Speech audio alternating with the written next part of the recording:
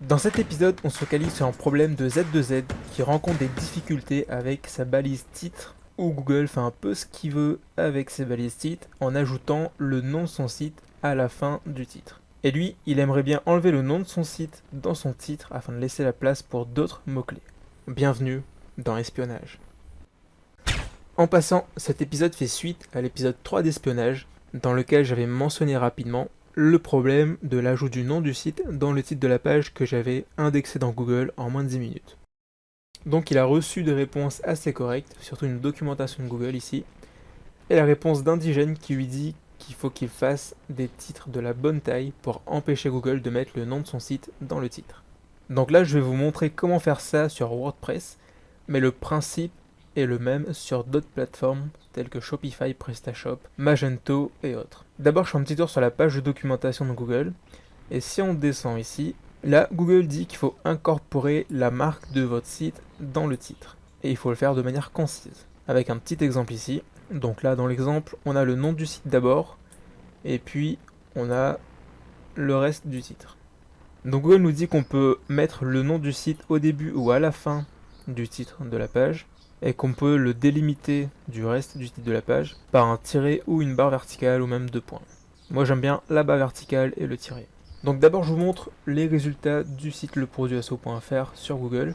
Donc là pour voir toutes les pages qui sont indexées sur Google, j'ai fait site.leproduasso.fr. Et là ce qu'on cherche c'est les titres avec des pointillés à la fin. Donc là on en a un ici, je vais vous montrer pourquoi on a les pointillés dans un instant. Si on continue, on devrait ne plus en trouver. Donc il nous reste une page. Et là vous voyez que sur 52 résultats, si je reviens ici, sur 52 résultats, on a uniquement une page avec les pointillés. Et il y a une raison à ça, je vais vous le dire dans un instant.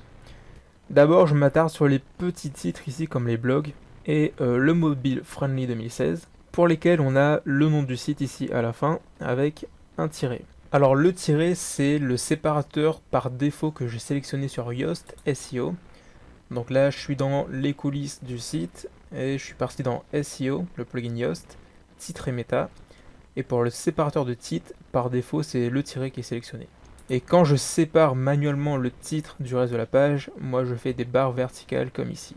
Ou des fois des petits tirets quand j'ajoute le mot agence, comme ça je sais que c'est moi qui l'ai fait à la main et que c'est pas une complétion automatique comme ici. Donc là maintenant je vais vous montrer le plugin Yoast, comment j'ai optimisé ça pour cette page du blog et cette page mobile. Donc là je suis sur le blog, la page du blog, dans les coulisses. Et si je descends ici, sur le plugin Yoast, bah là on voit que j'ai uniquement laissé le titre de la page. Donc si on clique là, le titre pour son title, pour son page, c'est en fait la requête de WordPress qui va prendre, enfin la requête de Yoast plutôt, qui va prendre le titre de la page WordPress et le mettre dans le titre SEO ici dans la balise titre. Et donc là vu que le titre est court, c'est pour ça que Google a ajouté le nom du site par derrière avec le séparateur par défaut. Si je viens maintenant sur Mobile Friendly 2016 et que je descends, donc là pareil, il m'a juste mis le titre de la page et c'est pour ça qu'il m'a mis ici le nom du site avec le séparateur. Maintenant, attardons-nous un instant sur pourquoi j'ai eu les pointillés pour cette page là alors que le titre a été fait manuellement, parce qu'on trouve ici la barre verticale.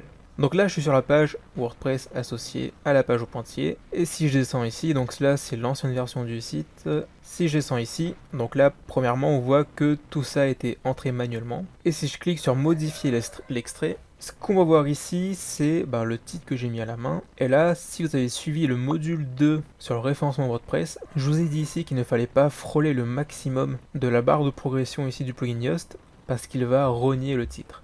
Donc là c'est un exemple test que j'avais fait il n'y a pas si longtemps que ça, en janvier 2017. Et donc là pour rectifier les pointillés, il va juste venir falloir ici supprimer une partie du titre. Donc là je peux refaire barre verticale Pro SEO.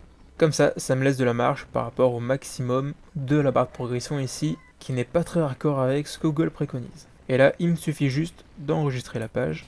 Donc ici pour voir la modification aujourd'hui même, je vais utiliser la même astuce que dans l'épisode 3 d'espionnage, c'est-à-dire que je vais faire réexplorer cette page par le robot Google afin qu'il puisse voir la modification ici et ajuster la façon dont ça s'affiche dans les résultats de recherche. Donc je me rends dans la Search Console et je vais dans Exploration, Explorer comme Google. Et là je viens ici coller l'URL de la page en question et je fais Explorer. Il traite la demande et il me dit que l'état est terminé. Donc là je n'ai pas besoin de réindexer, de demander une indexation de la page parce que c'est déjà indexé dans Google. Donc là ça ne servirait pas à grand chose. Et là je viens juste de faire une petite bêtise en moins de 3 secondes ici, donc ignorez cette ligne. Et là ce que je vais faire c'est que une fois l'état terminé de cette requête là, je vais cliquer dessus et ça va me conduire vers cette page-ci avec le code HTML de la page. Et là si on regarde la balise title, on voit bien que la modification a été effectuée. Donc là il va juste falloir attendre quelques jours, quelques semaines, enfin une semaine, 2 semaines maximum, pour voir ici la modification qui sera effectuée.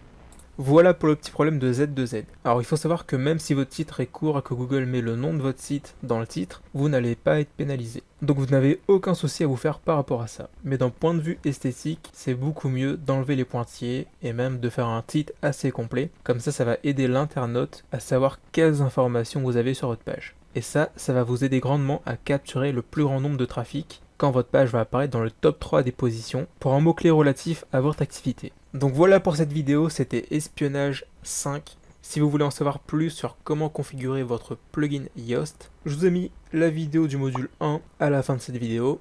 Et si vous voulez en savoir plus sur comment optimiser vos titres, vos URL, vos descriptions et vos articles, je vous ai mis la vidéo vers le module 2 sur la série du référencement WordPress qui va vous montrer comment faire tout ça. Voilà pour cette vidéo, on se retrouve dans la prochaine, ciao.